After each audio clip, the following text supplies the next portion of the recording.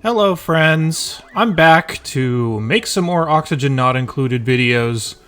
Welcome back to the channel if you have seen any of my other stuff, and this video is mainly going to be an improvement slash response to a lot of the comments that I've been seeing about a certain section on the videos that I put together for both of my walkthroughs, so both the base game walkthrough and the spaced out walkthrough.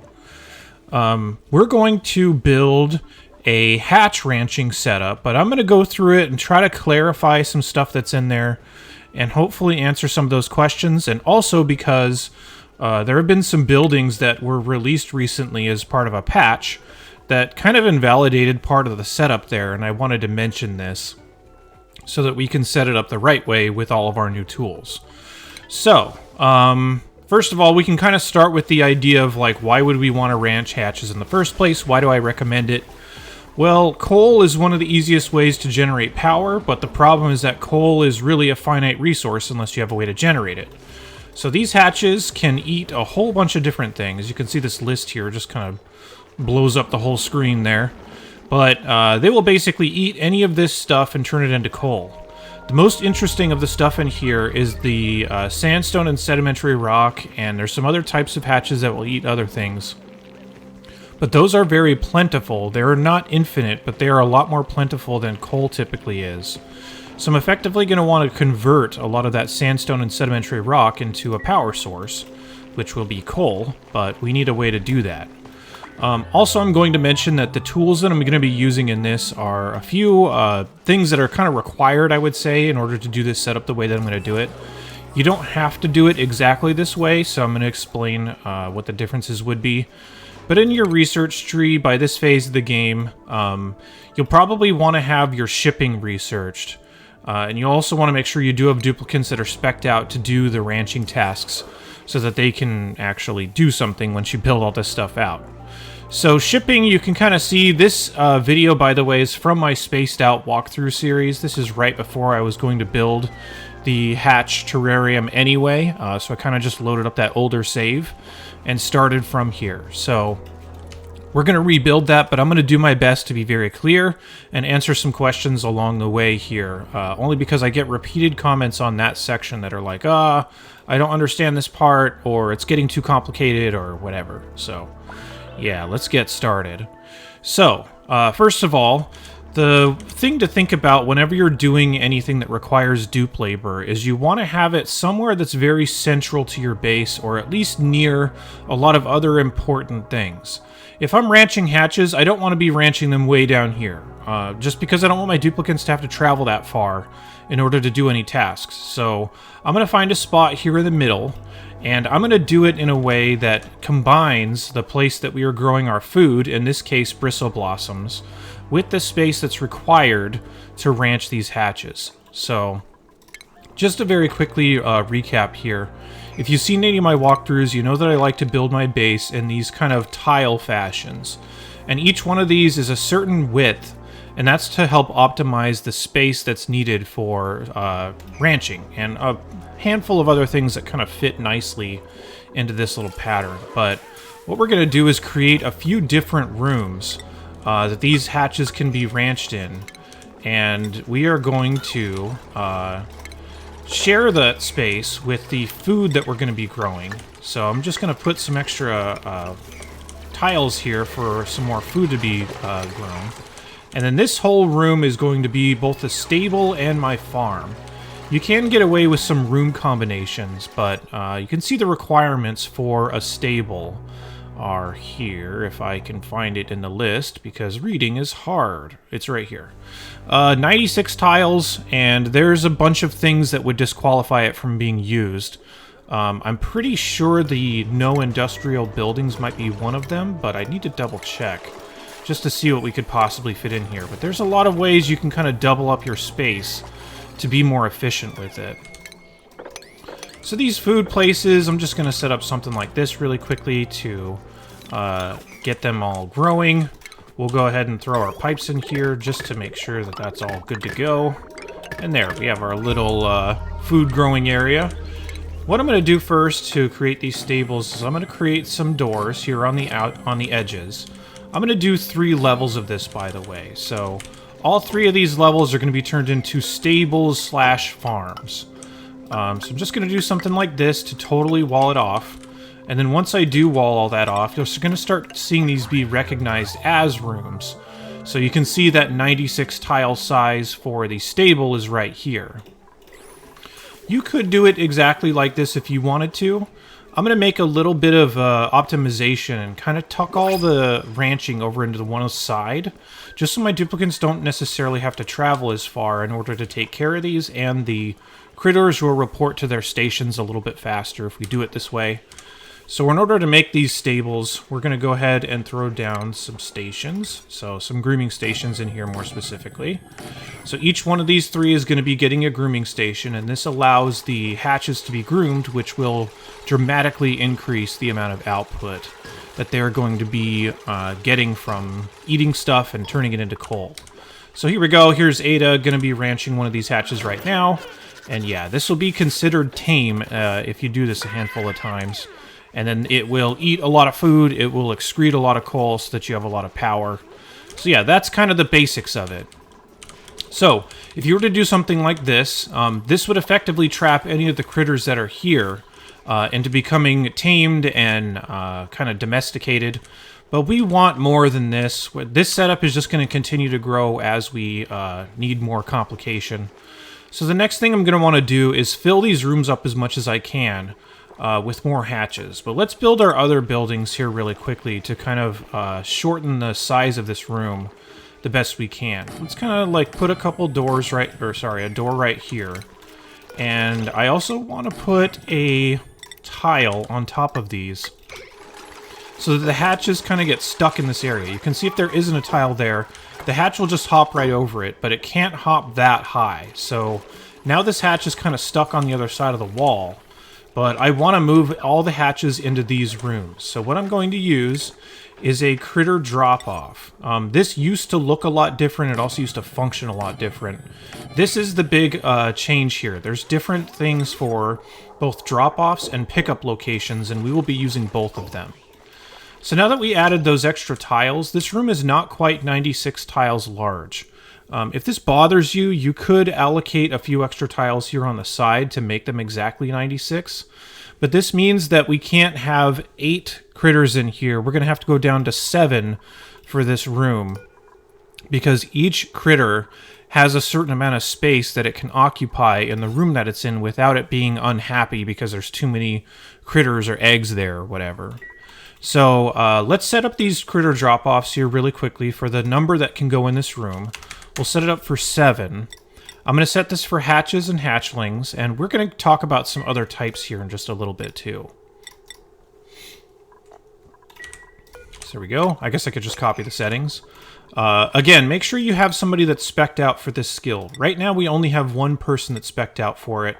So if you need to skill scrub somebody in order to give them the right skills, having, I would say, 3 or 4 people that are able to do ranching is pretty helpful.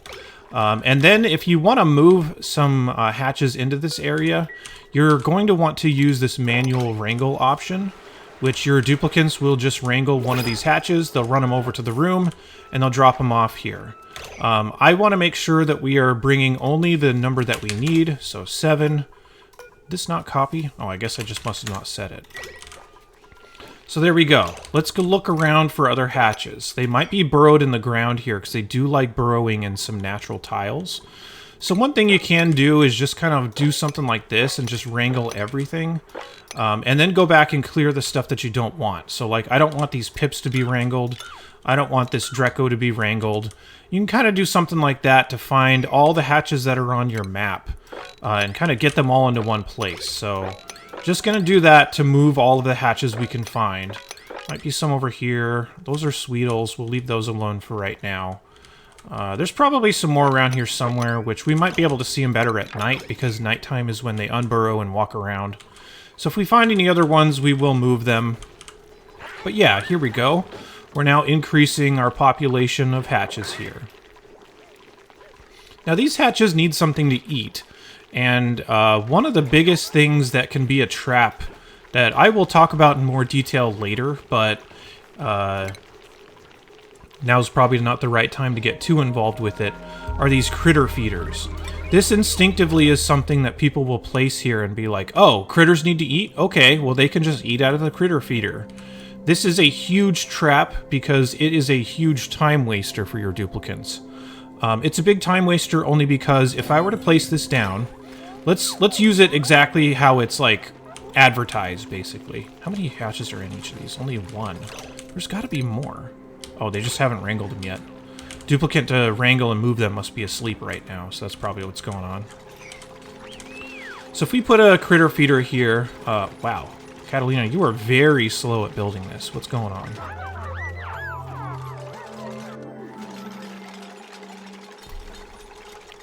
Alright, thanks for taking over, Harold. You're doing a great job. Alright, so if I were to use these critter feeders as they were intended, it'll give you a big list of all the types of critters and what they could potentially eat here. This is kind of handy to give you an idea of what they might be able to eat, but the problem is, once they load this up, let me prioritize this kind of high, every single time one of these hatches will eat from this, it'll drain it down a little bit, and then your duplicant will want to refill it back up to its capacity. So literally every single time one of these hatches eats something from this critter feeder, that means that somebody has to then run stuff back here and refill this.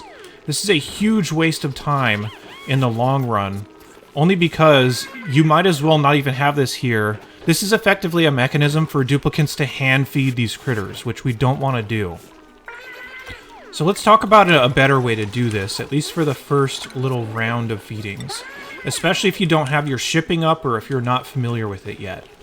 So what I'm going to do here is I'm going to place a few different bins. Whoops. As I misclicked here. Or I guess misdragged. I guess misclick and misdrag are kind of in the same family. But I'm going to put a few storage bins down here, and we're going to specify the type of materials that we want to be stored in here. The critters cannot get to it while it's in here, but we have a plan for that. So I'm going to ask for sandstone and sedimentary rock, and we'll ask them to fill up all these bins. This might take them a little while, but I'll just kind of give you the idea. Let's prioritize one of them higher than the others, just so I can give you the idea of how this is going to work. So my duplicants are going to run around. They're going to grab nearby sandstone and sedimentary rock. Of course, I don't want them doing this too often, but at least when they're doing it this way, they're carrying their max capacity every time they come and fill this up. And you want to wait at least until all these are done. So let's just pretend like all these got done for right now. I'm not going to do them all right now because we will come up with a different solution. But for this one, just for the sake of example, you want to make sure to set them and unset them all together. Otherwise, if I were to fill all these ones up and then tell this one to get filled up, they would just take it from here and move it to here. That doesn't really accomplish much. I want them to grab stuff from out on the map and put it into these bins and kind of concentrate it in one area. And then all I have to do is unset what is going to be in here, and then all the food will just be sitting on the ground. And I've now moved 20 tons of food into one spot, instead of those critter feeders only allowing like 2 tons and having to babysit them all the time. So that's going to be a big deal for setting up at least the first little round of feeding here. And this is something you could do if you just pay attention to it and remember to come back and refill it. I'm going to talk more about shipping, though. I have whole videos about shipping, and I talk about it a lot in my walkthrough. But let's go through a really quick crash course on it, because I'm going to be using it for this setup quite a bit. So, shipping. It kind of has 3 parts. One part is going to be these conveyor chutes. So basically, chutes are like a vent. Anything that is sent to it, it'll just drop it out on the floor. That's one important part of shipping. Another important part of these conveyor loaders. So if I want something to be put on the rail, I need to have it go through a conveyor loader. If I want it to come off the rail, it needs to be using a conveyor chute. And then the third part of these auto sweepers, which are capable of moving stuff into these conveyor loaders. So the shipping that I have set up right now is basically using these auto sweepers to put stuff inside these conveyor loaders. These conveyor loaders are spec'd to basically just take everything, because this is just a bunch of junk on the map that I want to get integrated into my shipping system, so that I can automate a lot of those tasks and not need to fill all these bins by hand. So, basically the conveyor loaders are going to be loaded up by the auto sweepers, And they'll be constantly sending stuff on this rail back to this central area that I use kind of as like a sorting area. This is like everything in my base I want to be piled into these two little spaces, and that makes it a lot easier for redistributing those resources out.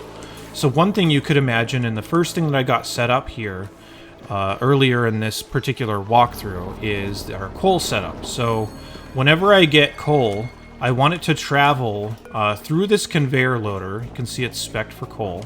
I want it to travel down this conveyor rail, and I want it to be dropped off right next to my coal generators.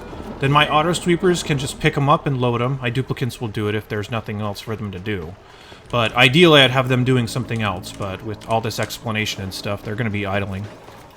Not the worst thing in the world, but yeah. Anyway, so yeah, that's a basic idea of a loop of shipping. So basically I'm going to be grabbing all the junk that's on the map, sending it up a rail. That rail is going to lead to a chute or a vent or whatever you want to call it. It's going to drop everything on the floor. And then the stuff that I'm interested in is going to be sent into a different conveyor loader that's spec'd only for that thing and sent somewhere else. So what I'm going to do to feed these hatches is I'm going to set up a bin that's going to be specifically for hatch food. So I'm going to set up a bin that looks like, or I guess a conveyor loader, I should be more specific. I'm going to set up something like this, and since I have 3 different places, like 3 different rooms, I'm going to create a rail system that is going to split equally between those 3 places. So what we're going to want to do is, so also a quick crash course in things. If I have a rail and I split it off like this, it's going to split equally between these 3 areas. If I were to do something different, like this, for example, the problem is that this line right here will get a lot more than the lines that are split down the rail. So if I have 3 different places that I want to go, I want to split them equally, which is going to mean like a T shape or like a cross type of thing to get all this stuff shipped out here properly. So yeah. Anyway, probably going into a little bit too much detail for how to split this up, but if I have conveyor rails that are just dropping stuff on the floor, I want to make sure to feed my hatches equally. If you had 4 rooms, it'd be a little bit easier, but yeah. Anyway, so let's get this hooked up. Any material that we want to feed these hatches is going to go down this line because it'll be loaded into this conveyor loader. We're going to split it into 3 different directions, 1 per room. So there's 1 drop-off. Second drop-off can go here, and the third drop-off can go down here, or I guess the chute. So there you go. And on each end of it, we're just going to drop a conveyor chute just like that. And once they build all this stuff out, we're just going to specify what we want to go in this conveyor loader, and that's just going to be hatch food. This will mean that if I just continue to add stuff into my network, like let's say I dig out all this stuff. I don't really want to do that right now, but let's say that eventually I will. If I were to just ship it back the exact same way that I'm doing right here, then it will be sorted here and shipped into each one of these chambers equally to feed my hatches constantly. That will mean I don't need these storage bins anymore once I get that up and running. There's probably a pile, there's at least a pile of sandstone right here. There's probably some sedimentary rock in here as well. Not 100% sure. But either way, we should see this in action. So now that we have a better answer for shipping food down here, so you can see our conveyor lines running here, let's spec out what's supposed to go in this conveyor loader, which is just going to be all the hatch food. So let's see, we want to pick sandstone and sedimentary rock, because that is the best, or rather, that's like the most available food for these regular type of hatches. So there we go. This auto sweeper is going to be loading stuff into the conveyor loader. You can see it coming down the lines here, and it's equally getting split between these 3 rooms and dropped on the ground so our hatches can eat it. So we now have a continuous source of food for these hatches. As long as I keep up my shipping, which I'm going to want to do anyway, and putting stuff, or at least sorting it all right here, this will continue to feed my hatches basically forever, and my duplicates really don't have to do anything. It'll keep them freed up to do things that are a lot more efficient for them to be doing whenever they have time to do stuff. So, we have that. Now what we need to do is, these hatches are going to be producing coal, and because again, I don't want my duplicants to be picking up the coal and have to run it all the way down here into my generators, I want to ship my coal out of here as well. So let's grab some auto sweepers and put them in this room. I'm going to put them in places that will hopefully cover the entire room. You don't necessarily have to, but if you have the ability to ship something, I might want to ship out all this stuff over here. We might as well put up enough to cover everything. So I'll just kind of do something like this to get them all set up. And you need to make sure that these conveyor loaders are within range of one of these auto sweepers, so that we actually be able to actually load it. So I think, let me see if this reaches. Yeah, both sides should be able to reach that, so there you go. So if they can both reach that bottom area of the conveyor loader, they can actually ship their stuff through it. So I'm just going to create a system like this, which is going to be fairly common if you decide to use shipping, to basically clear out everything that I want cleared out from this room. But I need to remember that when I set up these conveyor loaders, I don't want to send the hatch food back into the conveyor loaders. Otherwise, that's just going to basically create a loop of constantly shipping stuff back and forth. I don't really want that, so instead, let's just hook all these things up here really quickly with rails. Instead, I want to specify everything for... every single thing that could go into these conveyor loaders. I want to set those up, except for the hatch food, because I want the hatch food to stay in the room. So let me get all this stuff hooked up here really quickly. Get some wires.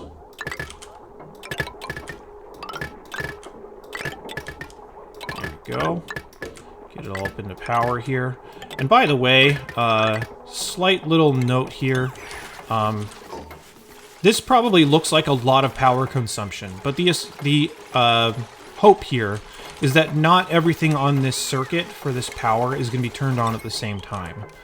The amount that could potentially draw is way more than this transformer and this power line can handle.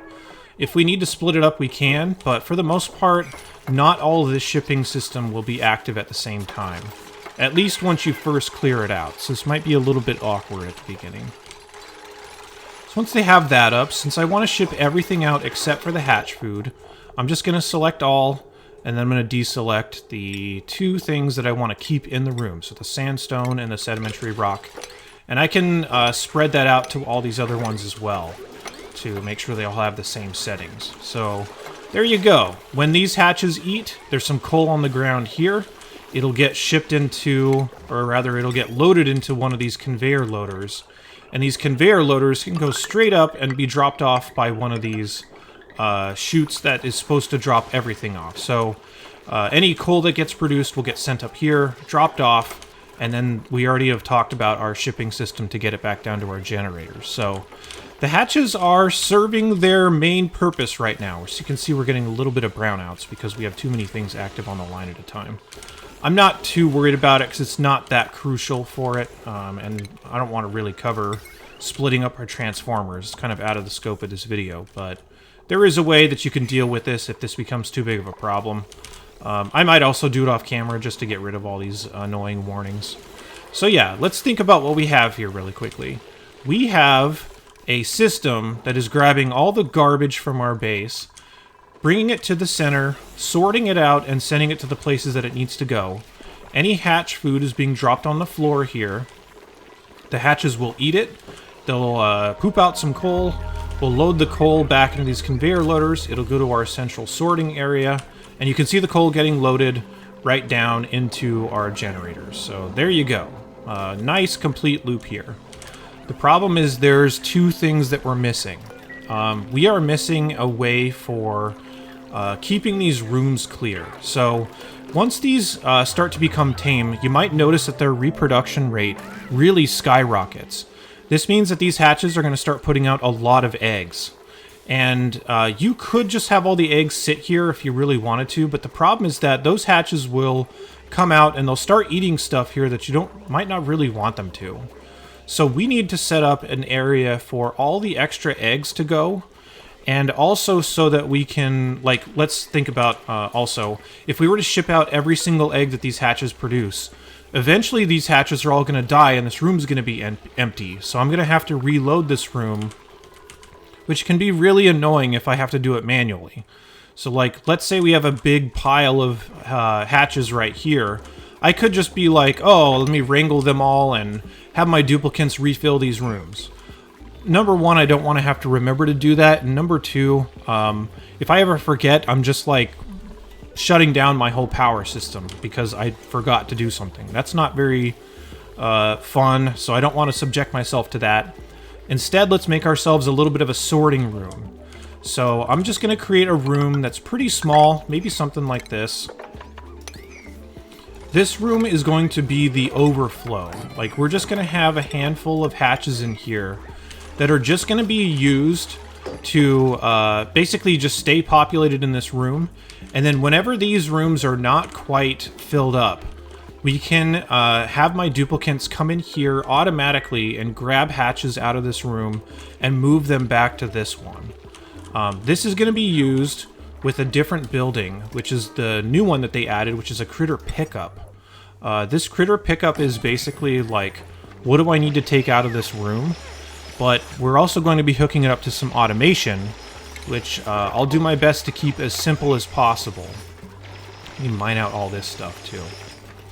Let me take a little bit of a break. I'll edit on the next part here really quickly. Let me give my duplicates a chance to mine this out, and since it's pretty hard material, it's going to take a bit, so rather than make you wait, I'll just edit the next part on. Okay, got this area all mined out, and I also added a transformer to split up our power usage so we're not getting as many brownouts. Still some happening every once in a while, but it's definitely better. So yeah, the idea that we have here is critters need to be brought to this station as they are hatched. Great word.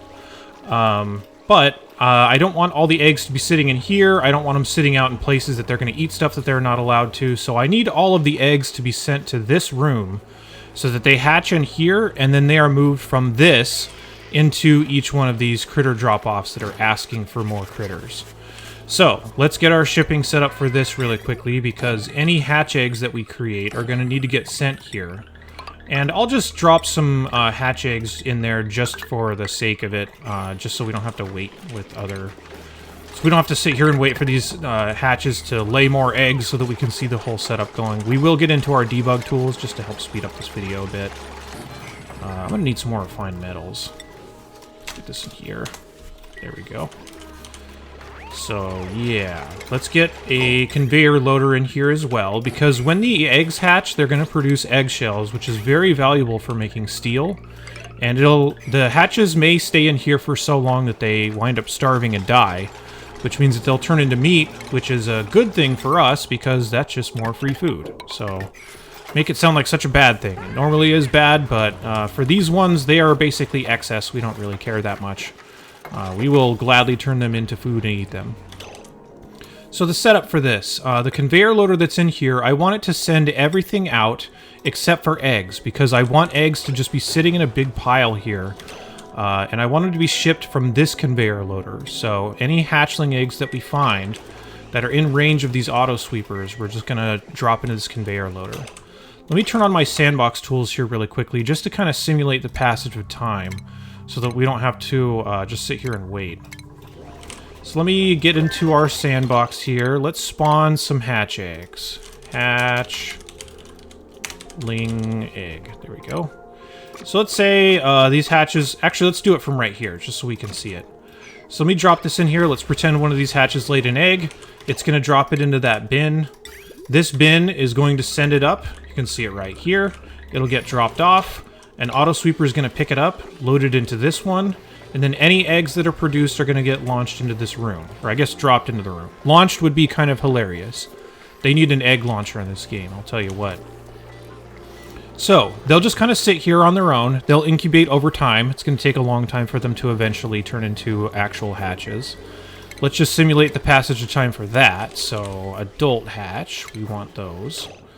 Let me actually check something here. Can you move the baby ones? I've not tested this yet.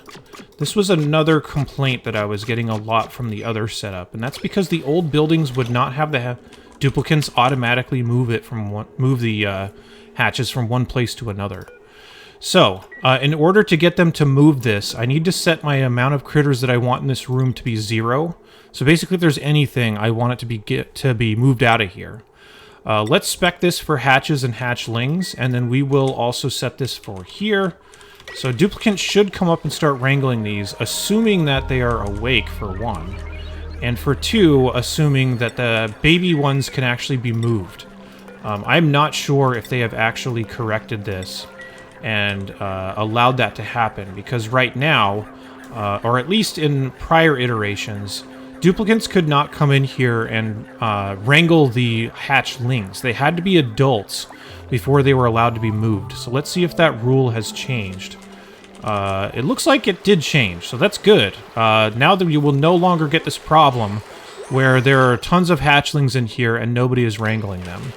So they will get wrangled in there. Duplicants will then bring them to the drop-offs, and they will continue filling up these drop-offs until they're at the max amount. So yeah, nice little quality of life improvement there. Thank you for fixing that. I appreciate it. Whoever did that over at Clay, you know who you are. Yeah, so that's good to go.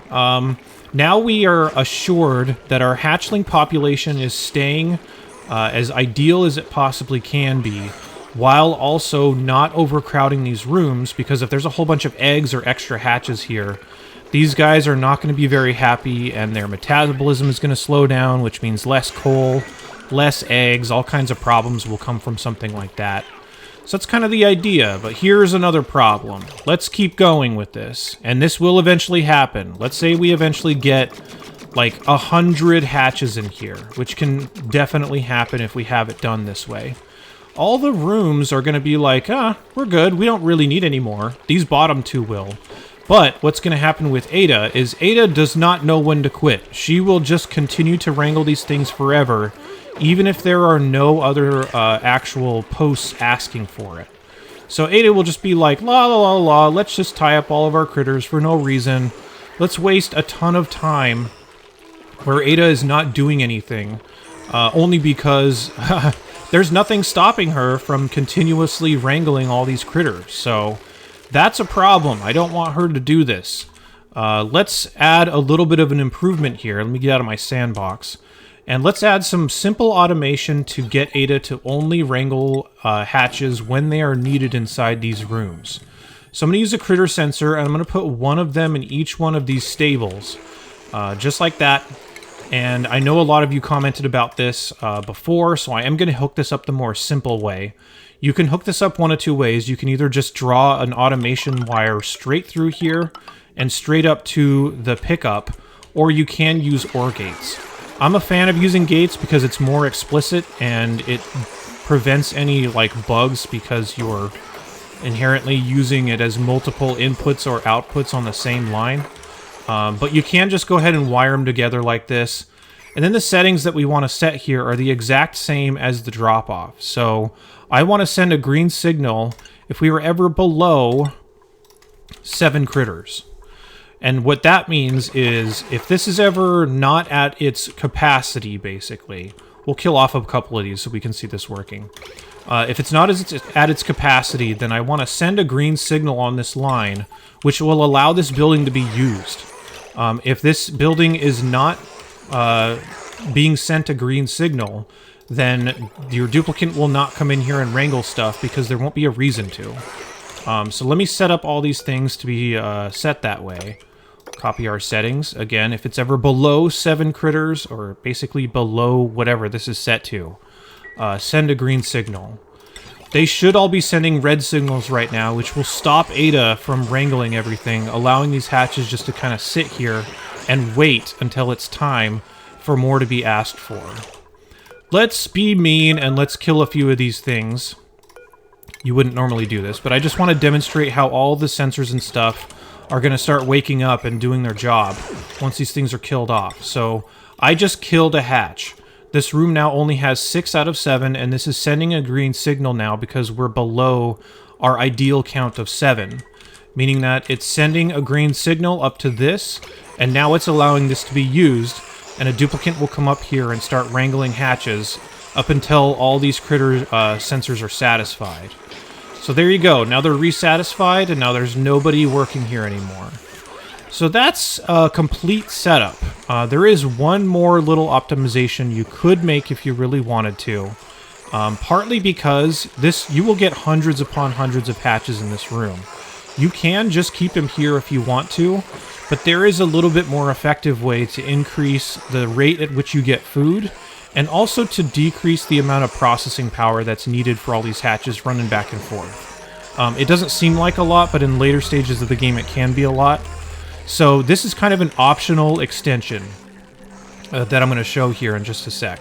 This setup is fully working. This is about as complete as it'll get without getting too complicated. If you wanted to like stop there, you totally could.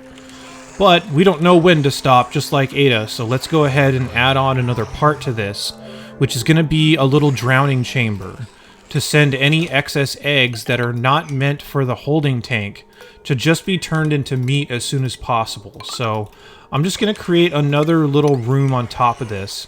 And this little room, you could make this kind of tight and compact if you really want to. I'm going to leave it a little bit more spaced out just because it's easier to kind of look at that way and kind of digest. So I'm going to add the same typical shipping stuff that we're going to want here, because if hatches are being sent to this like drowning room, it's going to produce meat, and I want that meat to be sent back into the central location that I'm sorting everything, so it can be used to create barbecue, because barbecue tastes good, or at least my duplicants think so. So let's get our sandbox tools all spun up here again. Let me brush in some water. There we go, size of 1. By the way, I can type all of water with my left hand, so that's pretty convenient. So there we go. Let's assume that we got our water all piped in here via a pump and whatnot. We filled up this whole space. Again, you can make this tighter if you don't want to use this much water, but whatever. I feel like it's easier to read this way, so I'm just going to leave it like that. The shipping for this, again, I want to send out everything except for eggs. If I get any extra eggs here that I would rather drown than put into our sorting room, then I want them to just sit in here until they hatch. Once again, why did they name it that? Alright, then I'm going to want to put probably a door on here, because you eventually might have critters that you want to store in here that can either fly or climb the walls or something like that.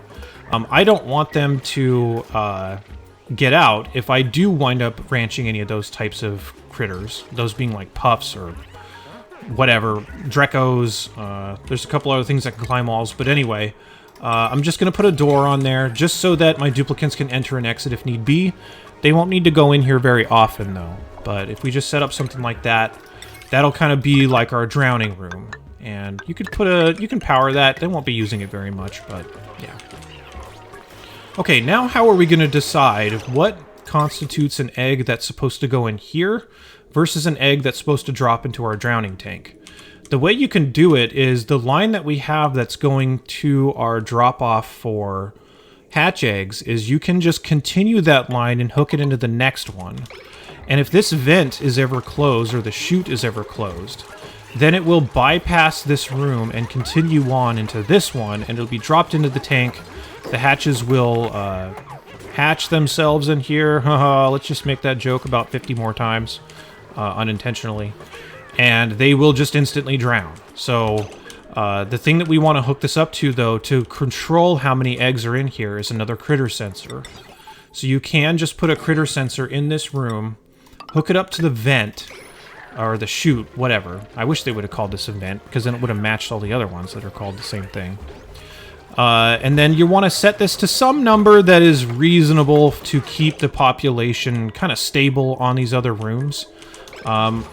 This is not overly scientific. Like, you could really try to figure this out if you really wanted to, but if this is ever below, like, I don't know, 11, let's say, and that can count critters and eggs, then that's when I will allow more to come in. So since we are at 41 right now, let me kill all these really quickly just so that we can see the difference. Where are we at? 37, 36, yay, let's count all the way down. This is a massacre, but don't worry, these are like sandbox debug critters. They don't really count. They weren't really there, so don't worry. So there we go. Let's just pretend we're back in this state. How many eggs do we have now? 11 still. Okay. Let's do this. There. So let's say we spawn a bunch more hatch eggs. Where are they? And now we can see this in action. So right now there are no eggs or critters in this room right now. And once they all get put into the conveyor loader from whatever source they might have come from, they're just going to drop in here, and as soon as this reaches 11 eggs, or 11 hatches, whatever comes first, it's going to close that chute, and then the eggs are going to continue along the line, and they'll drop straight into the water here. They can still incubate in the water, which will eventually cause them to hatch and turn into a critter. And when that critter is spawned in here, which we will do here in just a second, where is it? Hatchling. Let's just pretend that one of them just got out of its egg. I don't want to say the word again because we've already said it a million times. So here you go. It's going to complain, oh no, we're drowning. But that's fine. That's exactly what we want because it will eventually turn into meat and we'll be able to eat it and we will all eat hatchling for dinner. So yeah, that's the extra extension that you could add on to this setup if you really wanted to. That would kind of like get your barbecue here a little quicker. It would keep this room from getting too overfilled with excess.